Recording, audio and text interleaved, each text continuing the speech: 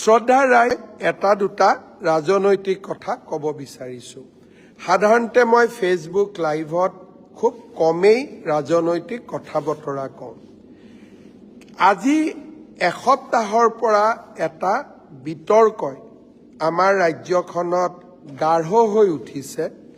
সেয়া হ'ল সদৌ অসম সংখ্যালঘু ছাত্ৰ সন্থা চমুকৈ আমছুৰ সৈতে জড়িত ৰেজাউল কৰিম চৰকাৰ নামৰ এজন যুৱকৰ কংগ্ৰেছ দলত যোগদান।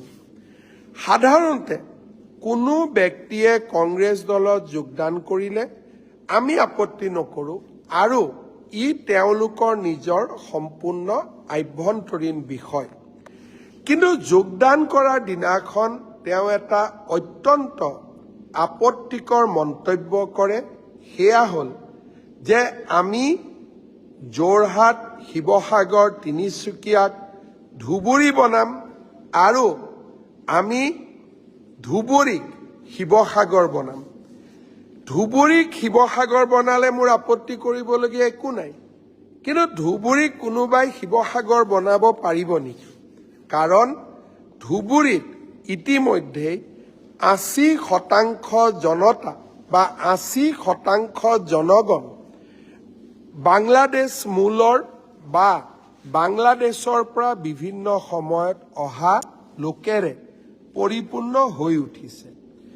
তাত এতিয়া অসমীয়া সংস্কৃতিও ম্লান হৈছে আৰু অসমীয়া সংস্কৃতিৰ গৌৰৱ গাথা ইতিমধ্যে ধুবুৰী জিলাত সামৰণি পৰিছে।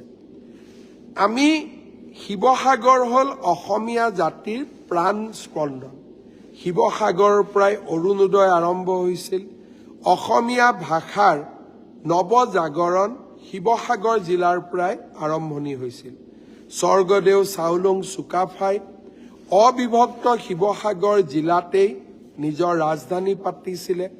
চৰাইদেউ মৈদামে আজি বিশ্ব ঐতিহ্যৰ স্বীকৃতি পাইছে। শিৱদৌলে ৰাজ্যৰ আধ্যাত্মিক শক্তিৰ এটা সাহসী প্ৰতীক হিচাপে শিৱসাগৰ থিয় হৈ আছে। আমি এই শিৱসাগৰখন ধুবুৰীলৈ কেনেকৈ লৈ যাম? ই সম্ভৱো নহয়, বাস্তৱো নহয়। কিন্তু আপত্তিকৰ কথাটো হ'ল যে আমি শিৱসাগৰক ধুবুৰী বনাম। তাৰ মানে আমাক কি বুজোৱা হৈছিলে? যে শিৱসাগৰৰ দৰে ধুবুৰীতো বাংলাদেশ মূলৰ মানুহ আহিব আৰু আজি ধুবুৰীৰ যি অৱস্থা, সেই অৱস্থা শিৱসাগৰৰ হ'ব। সেই ল'ৰাজনে আজি কৈ আছে যে এতিয়া আমি শৈক্ষিক জেহাদ কৰিম। শিৱসাগৰৰ ডিচি, যোৰহাটৰ ডিচি, গুৱাহাটীৰ ডিচি বাংলাদেশ মূলৰ হ'ব। এনেধৰণৰ ব্যক্তিয়ে যেতিয়া কংগ্ৰেছত যোগদান কৰে আৰু এনেকুৱা ধৰণৰ কথা কয়, যোৰহাটৰ সাংসদ গৌৰৱ গগৈ সেইদিনাখন তেওঁৰ লগত একেলগে বহি আছে। তেওঁ যেতিয়া এই আপত্তিকৰ কথাবোৰ ক'ব আৰম্ভ কৰিছিল, গৌৰৱ গগৈ ডাঙৰীয়াই থিয় হৈ ল'ৰাজনক ক'ব লাগিছিলে যে কংগ্ৰেছৰ মঞ্চত এনেকুৱা কথা ক'ব নাপায় বা এনেকুৱা কথা ক'ব নোৱাৰি, আপুনি এনেকুৱা কথা নক'ব। আৰু তাৰ পিছতো যদি তেওঁ তেনেকুৱা কথা কৈ থাকিলেহেঁতেন, তেওঁক দলৰ পৰা বহিষ্কাৰ কৰাৰ প্ৰয়োজনীয়তা আছে। ল'ৰাজনক বহিষ্কাৰ নকৰিলে, ল'ৰাজনে ৰিজাইন দিলে আৰু ল'ৰাজন এতিয়া মাইনৰিটি মানুহৰ মাজত এক প্ৰকাৰ হিৰো হৈ পৰিলে। অৰ্থাৎ গৌৰৱ গগৈয়ে এই ল'ৰাজনক নায়ক হ'বলৈ, হিৰো হ'বলৈ সুযোগ দিলে। কিহৰ বিনিময়ত? শিৱসাগৰৰ অস্মিতা বা শিৱসাগৰৰ যি সংস্কাৰ, অহংকাৰ, আমাৰ গৌৰৱ, আমাৰ অহংকাৰ, আমাৰ স্বাভিমানৰ বিনিময়ত এজন ল'ৰাক তেওঁ মাইনৰিটি সমাজত নায়ক হ'বলৈ আগবঢ়াই লৈ গ'ল।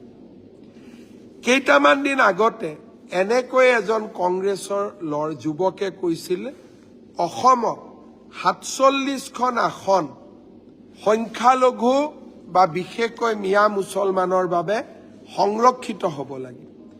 সিদিনাখনো মই গৌৰৱ গগৈক কৈছিলোঁ যে এই ল'ৰাজনক পাৰ্টিৰ পৰা উলিয়াই দিয়ক। ধৰ্মৰ ভিত্তিত ৰিজাৰ্ভেশ্যন ক'ত হয়? হিন্দুৰ কাৰণে কিবা চিট ৰিজাৰ্ভেশ্যন আছে নেকি? খ্ৰীষ্টিয়ানৰ কাৰণে কিবা চিট ৰিজাৰ্ভেশ্যন আছিল নেকি? ধৰ্মৰ ভিত্তিত ৰিজাৰ্ভেশ্যন ব্ৰিটিছে কৰিছিল।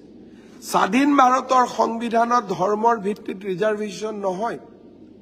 কংগ্ৰেছে কি ক'লে যে আমি ল'ৰাজনক চৌকজ দিছোঁ। আজি এমাহ হৈ গ'ল, চৌকজৰ ৰিজাল্ট কি? এটা বিশেষ সম্প্ৰদায়ৰ ওচৰত কংগ্ৰেছে আজি শিৰ নত কৰিছে। কাৰোবাৰ ভাল কাম কৰক, কাৰোবাৰ উপকাৰ কৰক, দুখীয়া মানুহক সহায় কৰক, যি ধৰ্মৰ নহওক কিয়, কিন্তু not at the cost of Assamese, not at the cost of Indian, not at the cost of our motherland. এই কথাখিনি কংগ্ৰেছ দলে বুজা উচিত, গৌৰৱ গগৈ ডাঙৰীয়াই বুজা উচিত। শ্ৰদ্ধাৰ ৰাইজ, দেভছৰ পৰা ঘূৰি আহিয়ে বহুদিনৰ পৰা আমাৰ এজন অসমৰ সাংসদৰ পাকিস্তানৰ লগত থকা নিবিড় সম্পৰ্কৰ কথা মই উল্লেখ কৰি আহিছিলোঁ।